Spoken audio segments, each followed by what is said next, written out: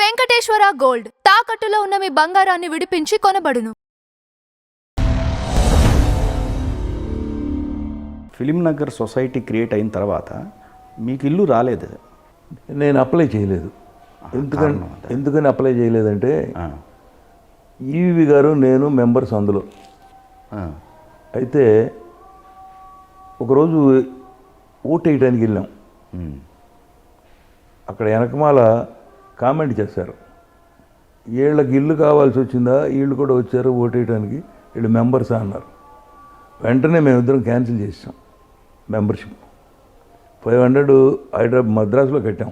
Okay, Prabhakar Reddy గారు ఉండగా ఇద్దరం క్యాన్సిల్ చేసాం. మాకు వద్దు, మాకు ఇల్లు వద్దు, లేని వాళ్ళకి ఇవ్వండి అని చెప్పి వదిలేసాం. నాకు ఇల్లు లేదు హైదరాబాద్లో. కానీ ఈవీ గారికి శాంక్షన్ అయింది తర్వాత అనుకుంటా కదా? అక్కడ అవ్వలేదు. అదే ఓన్గా కొనుక్కున్నారు అది? ఓకే, సొంతగా కొనుక్కున్నాడు. Okay okay. అది కూడా ఎవరి దగ్గర కొన్నాడంటే ఎవరు ఆర్ట్ డైరెక్టర్ ఎవరితో కొన్నాడు, కొని డెవలప్ చేసాడు. Okay okay. అలా రకరకాలుగా కొన్నారు. అక్కడ భూతాలరాజు ఒకటి ఉండేది, అదేమో ఈ అల్లు రామలింగయ్య గారు కొన్నాడు. వాళ్ళ పక్క సైడ్ అవతలేమో కోట ఒకటి కొన్నాడు. అవును, కోట ఎవరిదో. ఇలా అందరూ అలా కొనుక్కున్నాయే. Okay okay. పరిచూరు గోపాలకృష్ణ గారు వేరే కొన్నాడు. సొంతగా ఎవరికి రాలా, ఎవరూ అప్లై చేయలే. Okay okay. మేమే అప్లై చేయలే, అదేలేండి, క్యాన్సిల్ చేసాం. ఓకే. ఆ మాట ఎందుకు పడాలని, రైట్. ఏదో మనం ఇల్లు లేక చచ్చిపోతున్నారు ఇల్లు అన్న లెవెల్లో మాట్లాడుతున్నారు. సరే వద్దులే, ఎందుకు మనకి, దూరంగా ఉందామని చెప్పి. ఈ మధ్య మీరు డివోషనల్గా ఎక్కువగా అంటే వేదాలు చదువుతున్నారు కదా? అవును. వేదాలు ఎప్పటి నుంచి స్టార్ట్ చేశారు సార్? ఈ కరోనా స్టార్ట్ అయిన కాడి నుంచి. ఓకే. 4 వేదాలు తెప్పించాను. ఎందుకు వేదాలే స్పెసిఫిక్గా చదవాలని? ఎందుకు? తెలుసుకుందామని. ఓకే. వేదాల్లో ఏముందో తెలుసుకుందాం. వేదాలే కదా మనకు ప్రామాణికం. అదేలేండి. 4 వేదాలు తెప్పించాను, రామాయణం తెప్పించాను. ఆ పుస్తకాలన్నీ ఉన్నాయి, అవి చదువుతున్నాను. అది సంస్కృతంలో ఉంటాయి కదా సార్? తెలుగు అనువాదించారు. ఓకే, తెలుగు అనువాదం అన్నీ. నేను అన్నీ చదువుతా. బైబిల్ చదువుతా, ఖురాన్ చదువుతా, భగవద్గీత చదువుతా, 3 చదువుతా. Okay okay. ఖురాన్ ఏమో వాళ్ళ ఫెస్టివల్ టైం చదువుతా. భగవద్గీత రోజు చదువుతా, రోజు ఒక అధ్యాయం ఓకే చదువుతా. బైబిల్ కూడా చదువుతా. నేను 3 పుస్తకాలు ఉన్నాయి ఇంట్లో. అదే, ఇంకంతకన్నా చేసేది ఏమి లేదు. ఇప్పుడు నేను ఇక బయట తిరగటం మానేశాను, ఇంట్లో కూర్చున్నాను హాయిగా రవితో కాలక్షేపం. సార్, ఎన్టీఆర్ గారి తర్వాత మీరు గమనించినటువంటి బాలకృష్ణ గారు కావచ్చు, జూనియర్ ఎన్టీఆర్ గారు, మీరు అంటే ఆ వారసత్వాన్ని చూసుకునేటట్లయితే అటు బాలకృష్ణ గారు కానీ ఎన్టీఆర్ గారిలో ఎవరిలో మీరు ప్రధానంగా చూశారు? మనకు అందరూ ఒకటేనండి.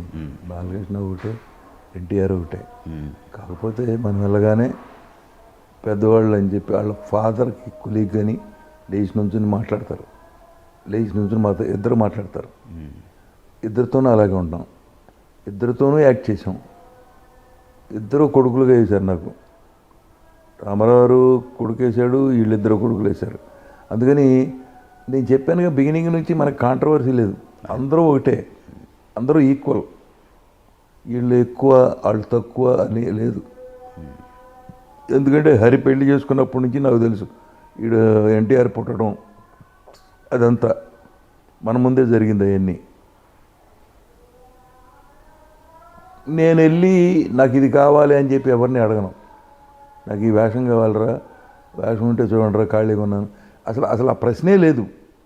అది ఎక్కడి నుంచి, రామారావు దగ్గర నుంచి అలవాటైంది. వెళ్ళి అడగటం అనేది లేదు.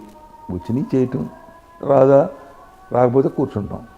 కానీ పార్టీ పెట్టిన తర్వాత సార్, పార్టీ పరంగా అంటే క్యారెక్టర్స్ పరంగా ఆయన ప్రతి కంపెనీలో మీరున్నారు, ఆయన చేసుకుంటూ వస్తూ ఉన్నారు, ఆయన రికమెండ్ చేసిన ప్రతిదీ. కానీ పార్టీ పెట్టిన తర్వాత మీరు ఆ పార్టీలో జాయిన్ అవ్వటం కానీ ఇవి కానీ జరగలేదు. అదే నేను అడిగా. నేను చండశాసనం జరుగుతా అంటే పొలంలో కూర్చున్నాం. అన్నయ్య, మరి మీరు పాలిటిక్స్లోకి వెళ్ళిపోతున్నారు కదా, మా పొజిషన్ ఏంటి, మేము కూడా రామా, నేను రానా అని చెప్పి అడిగా. అడిగితే వద్దు వద్దు వద్దు వద్దు, నేను ఇప్పటికే ఈ లోతు బురదలో కూర్చుకుపోయాను. మన వాళ్ళు ఎవరిని రావద్దని చెప్పు, మన హీరోలందరికీ చెప్పు, కృష్ణరాజు, కృష్ణ మంచి వేషాలు రాంచుకుని మంచి సినిమాలు తీయమను, ఈ పాలిటిక్స్ అంత దరిద్రం లేదు అసలు అని చెప్పాడు నాకు. అదే చెప్పాను నేను వెళ్ళాళ్ళకి. ఆయన ఇలా అంటున్నాడే, మంచి వేషాలు రాయించుకోమంటున్నాడు, మంచి సినిమాలు తీయమంటున్నాడు, పాలిటిక్సే వద్దంటున్నాడు అని చెప్పా. అంటే అప్పుడున్న గవర్నమెంట్కు సంబంధించి వాళ్ళకి ఫేవర్గా ఉంటూ ఈయన పైన ఈయన దూరంగా పెట్టడం లాంటిది కొన్ని జరిగాయి అంటారు. నిజమేనా? అవి వాస్తవేలేనా? ఒట్టిదే, అవన్నీ ఒట్టి మాటలండి. ఆయన్ని దూరంగా పెట్టడం అనేది జరగదు. అందరూ ఎలా ఉంటుందంటే, ఒక ఐఏఎస్ ఆఫీసరు రామారావుని చూడాలన్నాడు. సరే రావయ్యా తీసుకెళ్దాం. అందరూ కాళ్ళ మీద పడి దండం పెడతారంట, నాకు అలాంటి అలవాటు లేదన్నాడు. సరే రా అని చెప్పి పొద్దున్నే తీసుకెళ్ళి అన్నయ్య ఈయన పలానా సుబ్బారావు ఐఏఎస్ ఆఫీసరు బ్రదర్ అన్నాడు. ఆయన టప్పని కాళ్ళ మీద పడిపోయాడు. ఓకే. అలా ఉంటాయి అన్నమాట. ఆయన్ని చూడగానే ఆయనలో ఉన్న తేజస్సు అటువంటిది. పొద్దున్నే ప్రాణాయామం చేసేవాడు, ఎక్సర్సైజ్ చేసేవాడు. ఆ ముఖంలో ఎప్పుడు కూడా దైవత్వం కనపడేది. ఆ ఐఏఎస్ ఆఫీసర్ కాళ్ళ మీద పడిపోయి లేవడం, సరే లేవయా అని చెప్పే. అలా ఉంటుందన్నమాట. దూరంగా పెట్టడం అనేది ఎవడి వల్ల కాదు. ఆయన కనపడగానే ఐస్ అయిపోతారు, ఐస్ అయిపోయి ఆయనలో కలిసిపోతారు. ఎవరో పెట్టలే, దూరంలో ఎవరో పెట్టలే నాకు తెలిసి. కలిసే ఉండేవాళ్ళం కదా. ఎవడన్నా దూరం పెట్టాలి, ఆయన డబ్బు తినాలంటే వాళ్ళు నాశనం అయిపోయేవాళ్ళు. అవి కూడా చూసాను నేను.